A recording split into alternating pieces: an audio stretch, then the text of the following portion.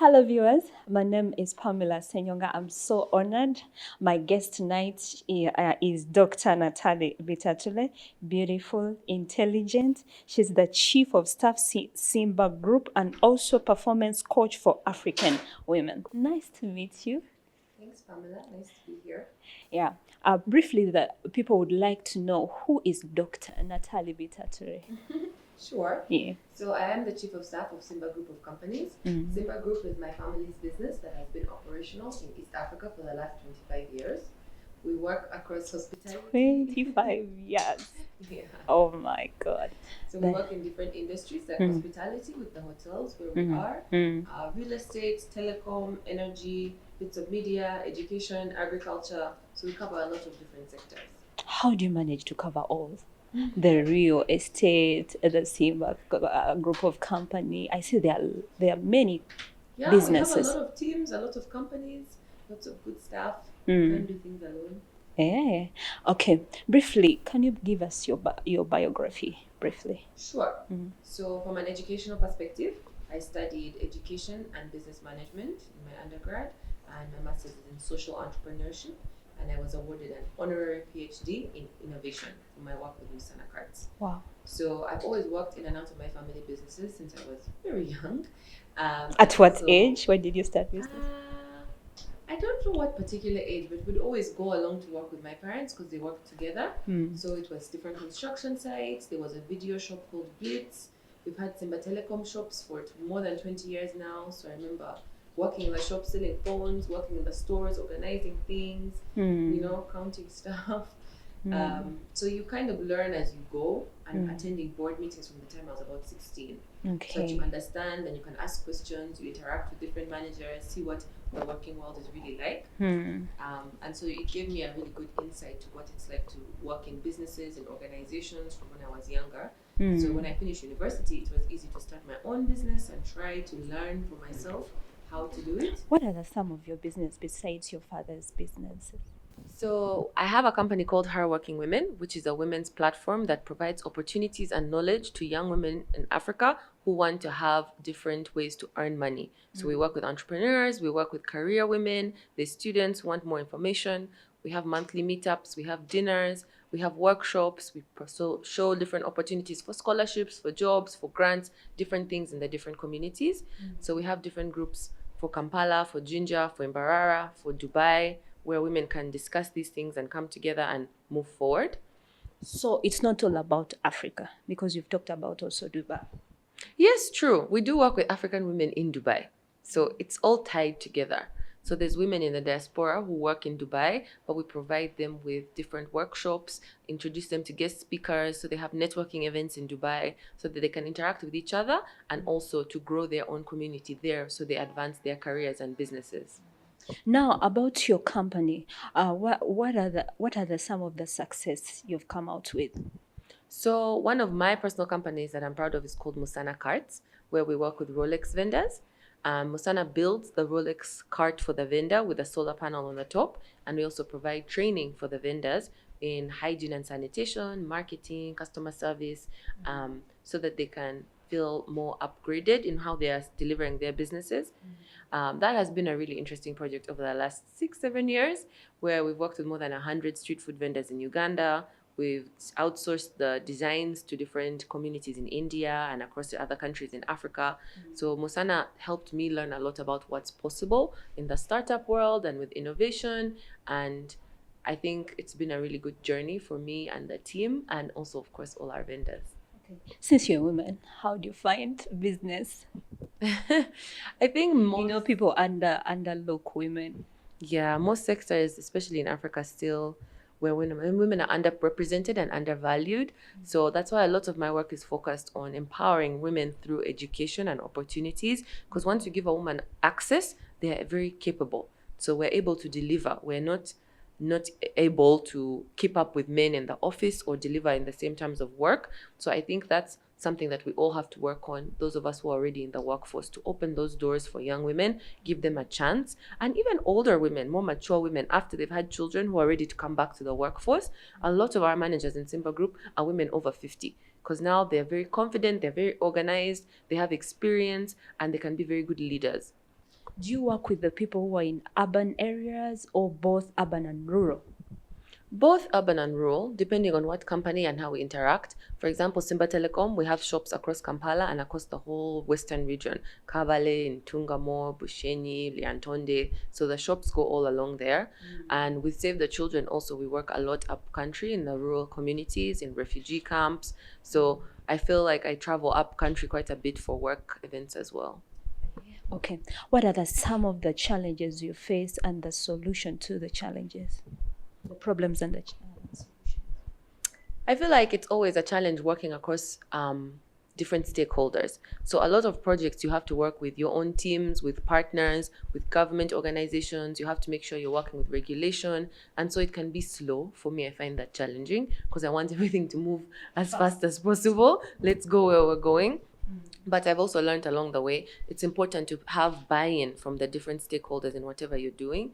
So if you have a partnership, if you need regulation, if you have to work with other members or other organizations, make sure you speak to them and communicate a lot at the beginning, at every stage, so that everyone feels heard and you take into consideration why they're moving slow, the other things they are doing, the reasons for the structure of how things are, so that things can move forward rather than stop because you're frustrated or communication broke down. So I think a lot in life I've learned is about relationships and how you interact with other people, and that's what gets projects and different products and companies moving forward. Now, since you're a daughter to a wealthy man, don't you find it challenging? Because some of us, we have that mentality. Already she has. How have you maneuvered that? I think I learned that what other people think about me is none of my business. People can have their own opinion, but what you deliver is what builds your reputation. So if I am able to work and show that with my work what I am able to do, that makes a name for me that's separate from my father or my companies, and that's what I stand on. You're a beautiful lady. Don't you find some temptations? The people you work with, the stakeholders, the CEO, the big companies you happen to meet. Yeah, I think sexual harassment in the workplace is still a very big issue.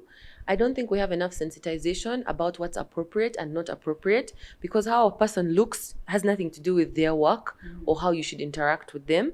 And so I've had to learn over time with different courses, workshops, different partners to see what can we do to make sure that workplaces are safe environments for women. What can women know how to stand up for themselves or not tolerate the comments or the inappropriateness or being asked to stay late or can I drop you home? There are very many instances where it seems innocent, but you put yourself in a dangerous position as a woman because we still face a lot of these challenges in the workplace. And some of the challenges I've seen with women, because you're in that area of coaching women. Some women would like to do some business whereby they don't have money, but they really, really have that zeal of starting something. What do you do for such people? Do you have something whereby they can have capital? You support them? How do you do that? So that's part of why we started her.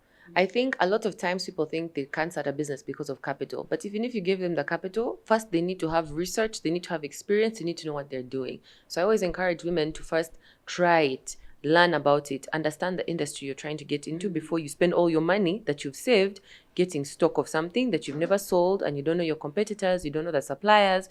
So get in the market first. If you can work for someone else in your sector, get the experience. And then even with capital, start with what you have. Don't start with so much when you've not yet done it. Start very small, do it once, do it twice, provide the service, make the product, and then grow from there. So when we talk about women, there are women who are widows, there are women who are single mothers, and I would like to know, which women do you deal with the most? I think we deal with a mix of women of every age, every tribe, every socioeconomic level. There are a lot of young women, but there are also a lot of more mature women, which I was surprised by at first.